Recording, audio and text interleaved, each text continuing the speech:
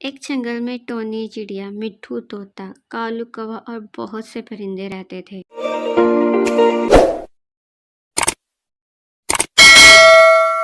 Tony बहन, मैं दाने की तलाश में बाहर जा रहा हूँ। तुम मेरे बेटे का ख्याल रखना। मैं यूं गया और यूं आया। आप बेफिक्र होकर जाएं मिट्ठू भैया, मैं छोटू का बहुत अच्छे से ख्याल रखूंगी। सारे परिंदे हमेशा मिलजुल कर रहते थे, एक दूसरे का ख्याल रखते थे, जरूरत के वक्त एक दूसरे के काम भी आते थे। इनमें बस एक कालू कौवा था जो किसी के काम भी नहीं आता था, हमेशा अलग रहता था। सब परिंदों के बच्चे भी आपस में गहरे दोस्त थे, वो सब रोज मिलकर खेलते और इनमें बस एक कालू कौवे का बेटा था जो किसी के साथ भी नहीं खेलता था और वो सारा दिन सबको परेशान करता रहता था। एक दिन चील कौवे के पास गया और उसने कहा, कालू कौवे, अपने बेटे को कोई तमीज दो। इतना शरारती होना भी ठीक नहीं है।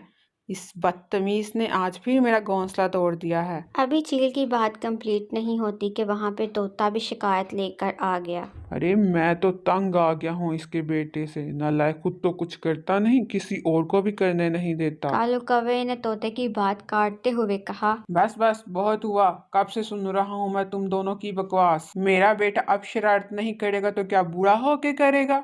तुम लोग क्या चाहते हो, मैं उसे कैद कर दूं? तुम लोगों को क्या लगता है कि मुझे पता नहीं तुम सब उससे जलते हो, इसीलिए हर कोई उसकी शिकायत लेकर आता है? क्या वो हर वक्त ही शरारतें करता रहता है?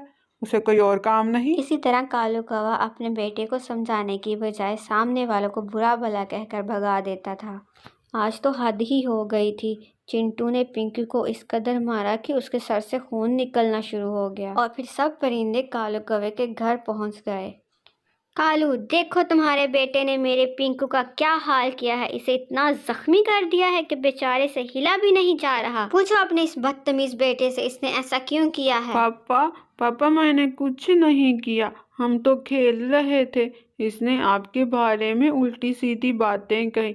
मुझसे बर्दाश्त नहीं हुई और मुझे गुस्सा आ गया। फिर मैंने इसकी जम के पिटाई की। नहीं नहीं मम्मा, मैंने इसके पापा के बारे में कोई बात नहीं कही। मैं और तोता खेल रहे थे। इसने वहां आकर हमारा खेल खराब कर दिया और जब हमने इसे रोका तो इसने हमें मारना शुरू कर दिया। देखो कालो भैया, अब और बदमाशी नहीं चलेगी। तुम्हारे बच्चे ने रोज किसी ना किसी का कोई ना कोई नुकसान किया होता है। अब हम मजीद बर्दाश्त नहीं करेंगे। नहीं तो बेटा जी क्या कर लोगे? जो कर सकते हो कर लो। हम बाप बेटा तो ऐसे ही शान से रहेंगे। पहले तुम अपने बेटों को संभालो, फिर मेरे बेटे की शिकायत लेकर आना। इतना बिगाड़ना कोई अच्छी बात नहीं है कालू, जो तुम फख्र से कह रहे हो। एक दिन तुम अपनी इन्हीं बातों को पछताओगे। आइंदा हम भी चुप नहीं रहेंगे कालू और किसी चीज का कोई लिहाज नहीं रखेंगे। इसी तरह वक्त गुजरता रहा और एक दिन शाम जंगल में आया। उसने वही बिल बनाकर रहना शुरू कर दिया। एक दिन चिंटू ने शाम को बिल से बाहर आते हुए देखा और इसके जहन में एक शरारत आई और जब भी शाम बिल के अंदर जाता, चिंटू एक पत्थर उसकी बिल पर फेंक देता। एक दिन टोनी ने चिंटू को शाम की बिल में पत्थर फेंकते हुए देख लिया और वो कालू कौवे के पास गई। कालू भैया, देखो, हमारी कोई ज़ाती दुश्मनी नहीं है तुमसे, या हम तुम्हारे कोई दुश्मन नहीं हैं। आज मैंने चिंटू को सांप की बिल में पत्थर फेंकते हुए देखा है। सांप बहुत गुस्से में था। अगर इसको पता चल जाता कि ये काम चिंटू का है तो वो इसे नुकसान पहुंचा सकता है। तुम लोग अपने मशवरे अपने पास रखो। हमें अपना नफा नुकसान पता है और जब समझाना होगा मैं समझा लूंगा। तुम लोगों की नसीहतें नहीं चाहिए मुझे। तुम लोग तो हर वक्त मेरे बेटे के पीछे पड़े रहते हो। मेरे बेटे को पता है उसे क्या करना है क्या नहीं। अब निकलो तुम लोग, अपना रास्ता नापो। टोनी चिड़िया, हमें इसके पास आना ही नहीं चाहिए था। तुमने देखा इसका गरूर। इसको इसके हाल पर छोड़ना ही बेहतर है। हाँ हाँ तोते भैया, आप ठीक कहते हैं।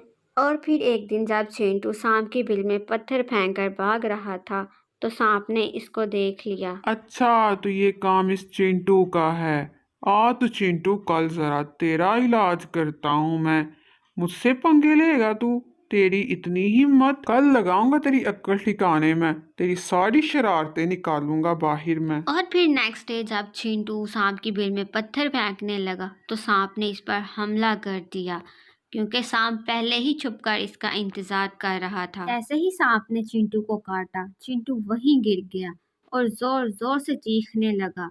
मेरी मदद करो कोई, मेरी मदद करो पापा, मुझे बहुत दर्द हो रहा है, मेरी कोई मदद करो। तोता भैया, आपने सुना? कोई दरअसल चीख रहा है और मदद की पुकार लगा रहा है। और फिर टोनी चिड़िया और तोता जाकर देखते हैं तो वहाँ चिंटू रो रहा था। अरे चिंटू बेटा, क्या हुआ है तुम्हें? ऐसे क्यों रो रहे हो? टोनी आंटी, मुझे सांप ने काट लिया है। तोते भैया, हमें इसकी मदद करनी चाहिए, नहीं तो ये मर जाएगा। हमें सांप का जहर जल्दी से जल्दी निकालना होगा। नहीं टोनी बहन, इस चिंटू के साथ ऐसा ही होना चाहिए था। रहना दो इसे, ऐसे ही मरने दो। नहीं नहीं, प्लीज ऐसा ना करे, मेरी मदद करे, मैं वादा करता हूँ अब से कभी किसी को तंग नहीं करूँगा। प्लीज मुझे बचा लें आंटी। नहीं नहीं तोते भैया, आप ये कैसी बातें कर रहे हैं? ये वक्त ऐसी बातों का नहीं है, हमें इसकी मदद करनी चाहिए। मैं अभी कबूतर भैया को लेकर आती हूँ, उनके पास सांप के इस जहर का ज़रूर कोई ना कोई इलाज होगा। और फिर टोनी कबूतर के पास जाती है और इससे जाकर सारी बात बताती है। कबूतर भैया जल्दी करें, चिंटू को सांप ने काट लिया है, उसकी बहुत बुरी हालत है। हाँ हाँ टोनी बहन, सांप का जहर बहुत जल्दी फैल जाता है, हमें जल्दी करना होगा, चलो जल्दी चलें। और फिर कबूतर जल्दी से चिंटू का इलाज करता है। इतनी देर में कालू कौवा भी वहाँ आ जाता है।